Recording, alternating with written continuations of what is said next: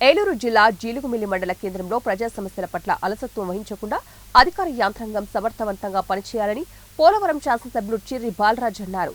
గురువారం ఆయన ఎంపీపీ కోర్సపోచమ్మ అధ్యక్షతన జరిగిన మండల పరిషత్ సర్వసభ్య సమావేశంలో ముఖ్య అతిథిగా పాల్గొని మాట్లాడారు. ఈ సందర్భంగా ఆయన శాఖల వారీగా సమీక్షను నిర్వహించారు. ఈ సందర్భంగా ఆయన మాట్లాడుతూ అధికార యంత్రాంగం విధులు సక్రమంగా నిర్వహించాలని అన్నారు. ముఖ్యంగా పేదలకు ఎక్కడ అన్యాయం జరగకూడదన్నారు. కూటమి ప్రభుత్వం అభివృద్ధికి కట్టుబడి ఉందన్నారు. జీలుగుమిల్లి మండలం స్వంత మండలమని, ఈ మండలానికి తనకు ప్రత్యేకమైనది అని అన్నారు.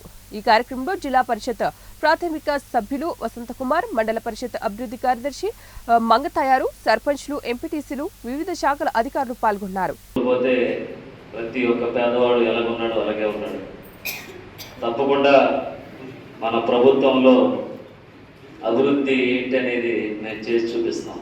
అధికారులు ప్రతి ఒక్కరు కూడా ఏమి ఇబ్బంది ఉన్నా కూడా నేరుగా నా దగ్గరికి వచ్చి తెలియజేయండి.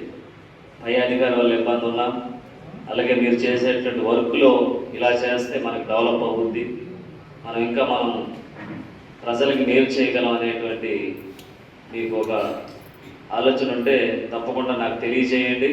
నేను ఈ మండలంలో ఇక్కడే ఉంటాను కాబట్టి, ఎందుకంటే నా మండలం నాకు చాలా ఇంపార్టెన్సీ మీరు కలెక్ట్ చేయాలి.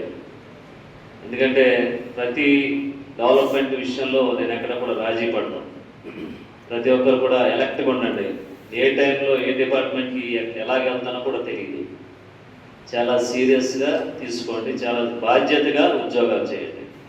ఎందుకంటే ఇది మనమందరం కూడా ప్రజలకు ఇచ్చేటువంటి ఒక బాధ్యత.